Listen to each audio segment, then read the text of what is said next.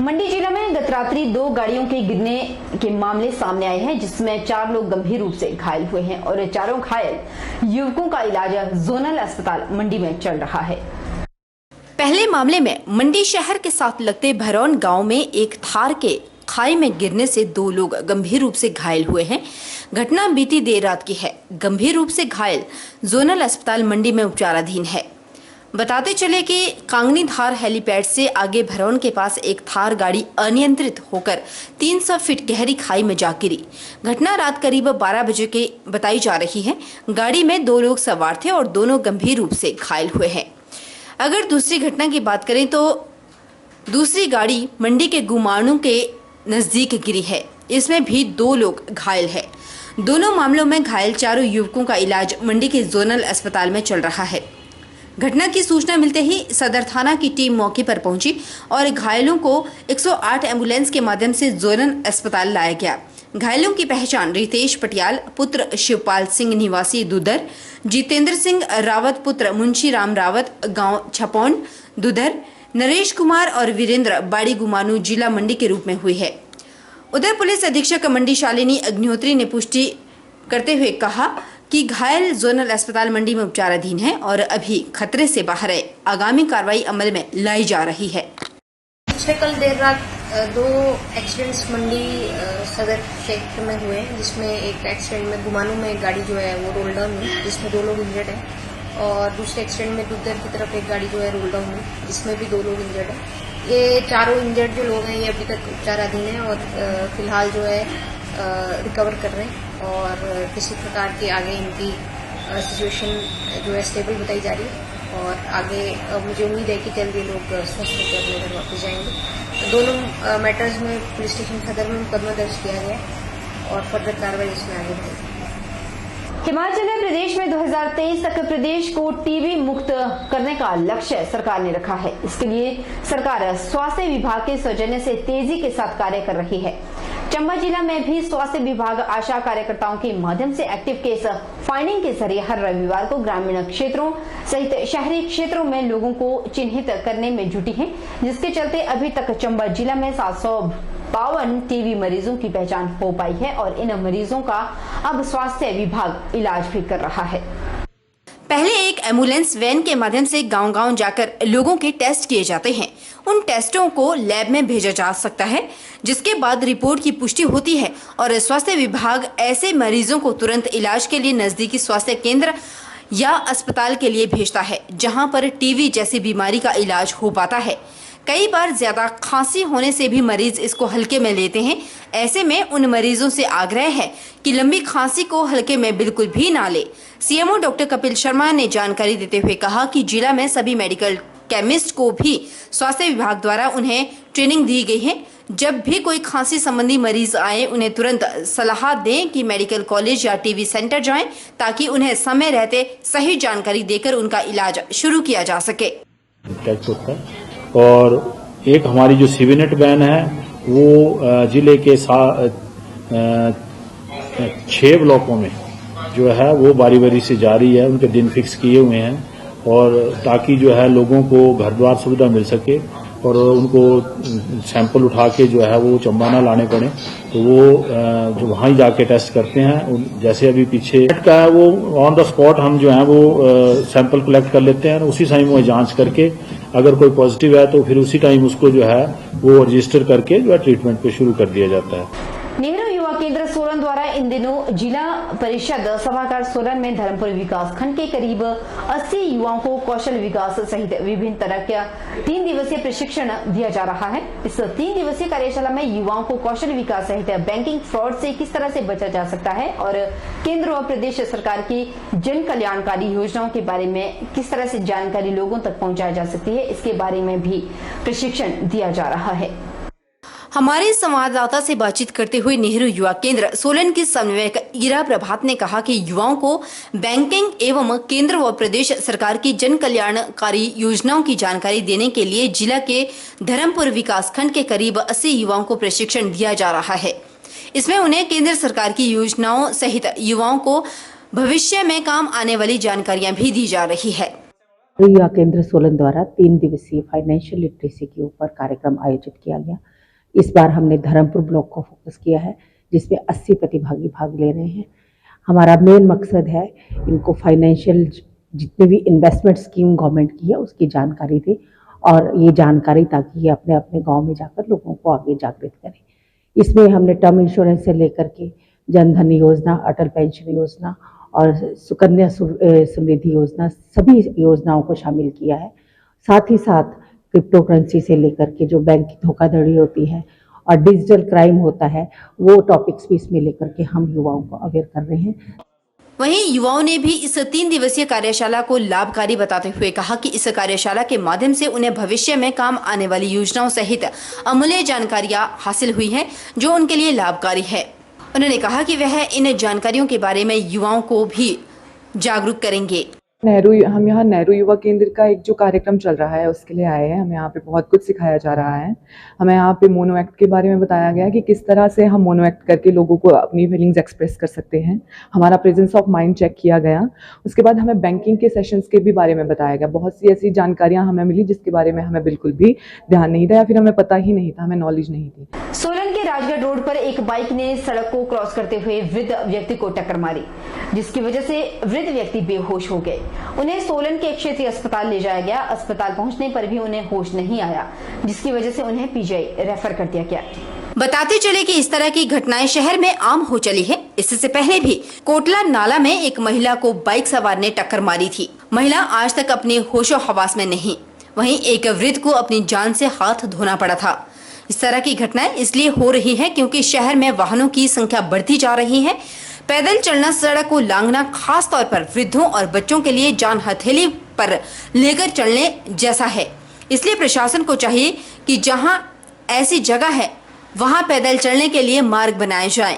जहां घटना घटी वहां आसपास के व्यवसायियों जैसे सनी सूद, शेफाली साहनी ने बताया कि 70 वर्षीय वृद्ध व्यक्ति जिनका नाम कमल है, वह सड़क को क्रॉस कर रहे थे। उनका ध्यान कोटला नाला की तरफ से आने वाली बाइक पर नहीं था। बाइक सवार भी उन्हें देख नहीं पाए। यही वजह है कि लापरवाही की वजह से बाइक की वृद्ध के साथ टक्कर हो गई। टक्कर की वजह से वृद्ध को गंभीर अंदरूनी चोटें आई है, जिन्हें पीजीआई रेफर कर लिया गया। जो जोगिंद्रा बैंक का मालिक है वो रोड क्रॉस कर रहा था, तो रोड क्रॉस करते करते उसने भी देखा नहीं इधर उधर, नहीं तो बंदा देख लिया था इधर उधर आते हुए। उधर से बुलेट वाला आ रहा था, वो भी ज़्यादा कोई स्पीड में नहीं था, तो बस बुलेट वाले ने उसको बिल्कुल आगे आगे टक्कर मार दी। तो सर जो जिसको चोट लगी उनकी कितनी उम्र होगी, क्या उनका नाम? ये लगभग सर 70-80 के आसपास, और नाम है इनका नीलकमल जी सर। तो इस दुर्घटना में कितनी उनको चोटें लगी, क्या कहेंगे इसको लेकर? सर चोटें तो देखो, चोटें बिल्कुल नहीं है, हमारे को तो कुछ नज़र भी नहीं आ रहा कि इवन के कोई इतना सा कोई ड्रॉप खून का भी नहीं नज़र आया, पर वो बेहोश हो गए और उनको इस टाइम होश नहीं है, उनको पीजीआई रेफर कर दिया गया है। अंकल रोड क्रॉस करके इधर मेरे पास ही आ रहे थे कुछ फ्रूट्स लेने के लिए, और वो जैसे ही बाइक वाला आया वो दोनों की टक्कर हो गई है। गलती ना अंकल की है ना बाइक वाले की है, कि कह लो कि मिस हैपनिंग होनी थी जो थी वो हो गई है, क्योंकि अंकल भी नॉर्मल स्पीड पे थे और बाइक भी बिल्कुल नॉर्मल स्पीड पे थी। हेलमेट्स पहने हुए थे दोनों लड़कों ने, तो उनको तो कम लगी है। अंकल एकदम से बेहोश हो गए हैं, अब पता नहीं क्या हुआ होगा, क्योंकि यहाँ पहले शिवा हॉस्पिटल दिखाया, उन्होंने सिटी हॉस्पिटल रेफर कर दिया, वहाँ से उन्होंने पीजीआई रेफर कर दिया। बाल विकास विभाग द्वारा मंगलवार को नूरपुर की बीटीसी स्कूल में किशोरियों को माहवारी के दौरान जागरूकता शिविर का आयोजन किया गया कि किस तरह से माहवारी के वक्त में कैसे प्रिकॉशन लेने चाहिए, कैसे एहतियात बरतनी चाहिए, कैसा इसका खान पान होना चाहिए, इसको लेकर भी जागरूक किया गया। सीडीपीओ नूरपुर संतोष कुमारी ने कहा कि इस शिविर में 8वीं और 9वीं कक्षा की छात्राओं को जागरूक किया गया। इस उम्र में अधिकतम किशोरियों को इस बात की जानकारी नहीं होती, ऐसे में उन्हें इसके प्रति जागरूक किया गया। उन्होंने कहा कि इसके अतिरिक्त एक प्रतियोगिता भी आयोजित की गई, जिसमें क्विज प्रतियोगिता में 10 छात्राओं ने, स्लोगन में 5 छात्राओं ने हिस्सा लिया। संतोष ने कहा कि आंगनवाड़ी कार्यकर्ताओं ने भी गीत, संगीत और लघु नाटक के माध्यम से छात्राओं को जागरूक किया। इस प्रोग्राम में हमने बच्चों को माहवारी के लिए जागरूक किया, क्या प्रॉब्लम्स आती हैं। कई बच्चों को तो पता भी नहीं होता था कि माहवारी के समय माहवारी होती क्या है। जब पीरियड आते तब उनको पता लगता था। कई बच्चियों 80% बच्चियों को जो हमने पाया कि पता नहीं था। और एक डर जैसा भी होता है बच्चों को, वो उस डर को ख़त्म करने के लिए भी हमने बच्चों को जागरूक किया है और पर्सनल हाइजीन के बारे में, संतुलित आहार के बारे में। और इसके प्रोग्राम के अंतर्गत हमने बच्चों से क्विज कंपटीशन भी करवाया जिसमें 10 बच्चों ने भाग लिया और हमने उनको फर्स्ट सेकंड थर्ड प्राइज भी दिया। पंडोह स्थित बाबा बालकनाथ मंदिर में एक्वा प्रेशर का फ्री कैंप लगाया गया। यह कैंप आरोग्य मंदिर संस्था जोधपुर राजस्थान की ओर से लगाया गया, जिसमें संस्था की ओर से डॉक्टर इशफाक और उनका स्टाफ मौजूद रहा। इसमें मशीनों के द्वारा लोगों का इलाज किया गया जो कि बिल्कुल फ्री रहा और दवाइयों पर 10% का डिस्काउंट दिया गया। डॉक्टर इशफाक ने जानकारी देते हुए कहा कि कैंप बाबा बालकनाथ मंदिर में 7 जून से 20 जून तक चलेगा। कैंप में महिलाओं को एक्वा प्रेशर थेरेपी की फ्री ट्रेनिंग भी दी जाएगी। इस कैंप में विभिन्न बीमारियों का इलाज किया जा रहा है, जिसमें एक्सीडेंटल केसेस, पैरालिसिस, जोड़ों का दर्द, डिस्क की समस्या, सर्वाइकल, घुटनों का दर्द, मोटापा, साइटिका, माइग्रेन, कंधों का दर्द, थायराइड, शुगर, पसलियों का दर्द, घबराहट जैसी बीमारियों का इलाज किया जाता है। वहीं पंडोह पंचायत की प्रधान गीता देवी ने इस कैंप का रिबन काटकर शुभारंभ किया। साथ में संस्था व डॉक्टर इशफाक का आभार व्यक्त किया। गीता देवी ने अपनी पंचायत व साथ लगती सभी पंचायत के लोगों से इस कैंप का लाभ उठाने की अपील की। ये हमारा जो कैंप लगा हुआ है यहाँ पे, ये फ्री एक्यूप्रेशर थेरेपी का है और ये हमारी एक संस्था के थ्रू लगाया गया है जो आरोग्य मंदिर संस्था है जोधपुर राजस्थान से बिलोंग करती है। और ये कैंप हमने हिमाचल के अलग अलग जगहों पे, अलग अलग एरिया में, हर डिस्ट्रिक्ट में, हर विलेज में लगाते हैं ताकि लोग अवेयर हो जाए इस टेक्नोलॉजी के बारे में, लोग इस चीज़ का फायदा उठा सके। और ये जो ट्रीटमेंट है ये हम फ्री ऑफ कास्ट देते हैं। यहाँ पे जो ट्रीटमेंट आपको, अगर आपको कहीं सेंटर में, कहीं हॉस्पिटल में, कहीं प्राइवेट सेक्टर में कहीं पे करवाते हो तो इसका पर डे के हिसाब से अगर हम देखेंगे 500,000 का जो है पर डे का चार्जेस भी आ जाएगा। और यही चीज़ अगर जो हम यहाँ पे करेंगे, कॉम्बिनेशन थेरेपीज है, इसमें बहुत सारी थेरेपीज को कंबाइन करके है, जिसमें हम एक्यूप्रेशर, एक्यूपंक्चर से जो रिलेटेड थेरेपीज होती है, स्टीम थेरेपी होती है, तो ये सारा कंबाइन करके जो है ना, ये सारा कंबाइन करके ट्रीटमेंट हम जो है पेशेंट को देते हैं। हमारे बाजार पंडोह में कैंप लगा हुआ है, जो एक्यूप्रेशर कैंप है, यह आरोग्य मंदिर ऑर्गेनाइजेशन जोधपुर द्वारा लगाया गया है। तो मैं आसपास की सभी पंचायतों से निवेदन करती हूँ कि वहाँ के लोग जो है यहाँ पर हमारी पंचायत में आए और इस थेरेपी का लाभ उठाएं। यहाँ पे जो ये थेरेपी है, यह मशीनरी जो है बिल्कुल फ्री लगी हुई है। नूरपुर और फतेहपुर विधानसभा क्षेत्र के मेधावी छात्रों को बुधवार को बचत भवन नूरपुर में वन, युवा सेवा एवं खेल मंत्री राकेश पठानिया लैपटॉप वितरित करेंगे। इन छात्रों को पुरस्कार वर्चुअल माध्यम से दिया जाएगा, जिसमें मुख्यमंत्री विशेष तौर पर मौजूद रहेंगे। अधिक जानकारी देते हुए बीटीसी राजकीय कन्या विद्यालय नूरपुर की प्रिंसिपल चंद्ररेखा शर्मा ने बताया कि पिछले लंबे अरसे से मेधावियों को लैपटॉप वितरित नहीं किए गए थे। उन्होंने बताया कि बुधवार को मुख्यमंत्री जयराम ठाकुर इस कार्यक्रम में वर्चुअल माध्यम से जुड़ेंगे। वहीं वन मंत्री कार्यक्रम में मौजूद रहेंगे और फतेहपुर नूरपुर के मेधावियों को लैपटॉप वितरित करेंगे। उन्होंने बताया कि कार्यक्रम में केवल लाभार्थी छात्र मौजूद होने चाहिए। अगर किसी कारणवश लाभार्थी या उसके अभिभावक नहीं पहुंचते हैं तो वे नूरपुर कन्या विद्यालय में अपनी पहचान बताकर अगले दिन लैपटॉप ले सकते हैं। लाइव स्क्रीन के माध्यम से इंतजाम करने के जो है निर्देश प्राप्त हुए हैं, तो वो सारे इंतजाम जो है हमने बचत भवन में आज पूरे कर लिए हैं।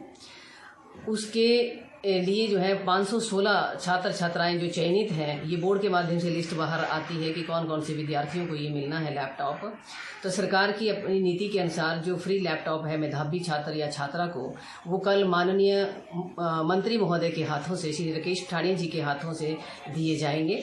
और इसमें कल के लिए ये निर्धारित किया गया है कि केवल लाभार्थी बच्चा जो है वही वेन्यू पर आए और उनके माता पिता, अगर बच्चा कहीं बाहर पढ़ रहा है, यूनिवर्सिटी में है, किसी कॉलेज में है, पेपर चले हुए हैं, वो नहीं आ सकता तो कोई बात नहीं है। और कल के फंक्शन के बाद वो 9 तारीख से बाकी के जो लैपटॉप हैं हमारे विद्यालय में यानी BTC government model senior secondary school में रखे जाएंगे। यहाँ से एक एक करके वो जो लाभार्थी हैं अपना अपना लैपटॉप अपनी आइडेंटिटी दिखाते हुए हमारे से प्राप्त कर सकते हैं। औद्योगिक प्रशिक्षण संस्थान बिलासपुर में जिला स्तरीय खेलकूद प्रतियोगिता शुरू हो गई है। प्रतियोगिता के शुभारंभ मौके पर सदर विधानसभा क्षेत्र के विधायक सुभाष ठाकुर ने बतौर मुख्य अतिथि शिरकत की। इस दौरान उन्होंने कहा कि खिलाड़ियों को खेल की भावना से ही खेलना चाहिए। उन्होंने युवा खिलाड़ियों से आह्वान किया कि वे खेलों में बेहतर प्रदर्शन कर संस्थान क्षेत्र का नाम भी रोशन करें। औद्योगिक प्रशिक्षण संस्थान बिलासपुर में जिला स्तरीय खेलकूद प्रतियोगिता के शुभारंभ मौके पर सदर विधायक सुभाष ठाकुर ने कहा कि ITI बिलासपुर में 8 ट्रेड और महिला ITI बिलासपुर में 4 ट्रेड चल रही हैं, जिसका लाभ प्रशिक्षुओं को मिल रहा है। एक नया ट्रेड लड़कियों के लिए शुरू होगा। इसके अलावा प्रशिक्षु जिला व प्रदेश का भविष्य है। पहले बहुत कम ITI होती थी, वर्तमान में ITI के संस्थान खुले हैं और नए ट्रेड खुले हैं। युवाओं ने भी अपना भविष्य संवारा है। उन्होंने खिलाड़ियों को बधाई दी कि बच्चों ने अपना भविष्य निर्धारित किया है और उस पर खरा उतर रहे हैं। उन्होंने कहा कि प्रशिक्षु यहां प्रशिक्षण प्राप्त कर आगामी भविष्य में अपने संस्थान और अपने क्षेत्र का नाम रोशन करेंगे। उन्होंने युवा खिलाड़ियों से आह्वान किया कि समय का सदुपयोग करें, खेलों के अलावा अन्य गतिविधियों में भी अपनी भूमिका निभाएं। वहीं जो ट्रेड युवाओं ने लिया है उसमें बेहतरीन प्रदर्शन करें। उन्होंने युवाओं से आह्वान किया कि वे कड़ी मेहनत करें। उन्होंने कहा कि क्षेत्र में विकास कार्यों को भाजपा ने प्राथमिकता दी है। वहीं हाइड्रो इंजीनियरिंग कॉलेज की कक्षाएं भी शुरू कर दी गई हैं। इसके अलावा अन्य विकास कार्यों का भी लाभ जनता को मिल रहा है। अपने जो आपके स्पोर्ट्स में आप 100% अपना भी दें और स्पोर्ट्स के माध्यम से यह एक संदेश भी होता है कि हम सामूहिक रूप से किस तरह से जीत भी अर्जित करते हैं और सामूहिक रूप से हमें एक दूसरे का सहयोग भी लेना पड़ता है। यह टीम भावना, इसी तरह से यह जो हमारा जीवन है, जहां पर हम यहाँ ITI से जाएंगे भी, उसके लिए भी स्पोर्ट्स मीट के माध्यम से आप यहाँ से यह संदेश लेके और यहाँ से या इससे प्रेरणा लेके आप जाएं कि हमें आगे बढ़ने के लिए और अपना 100% देने के लिए हमें टीम भावना से सबके साथ तालमेल मिला के और मित्र भाव से हमें खेल में, जिस तरह से हम खेल में हिस्सा लेते हैं, दूसरी टीम के साथ हमारा मैच होता है, तो अभी वहां भी हम अपना जो हुनर है, अपनी जो क्षमता है, उसको भी दिखाते हैं और उसके साथ साथ अपने सहयोगियों का सहयोग भी लेते हैं, जिसके कारण हम आगे बढ़ते हैं। बहरहाल बुलेटिन में इतना ही। आप बने रहिए हमारे साथ और देखते रहिए HP 24/7।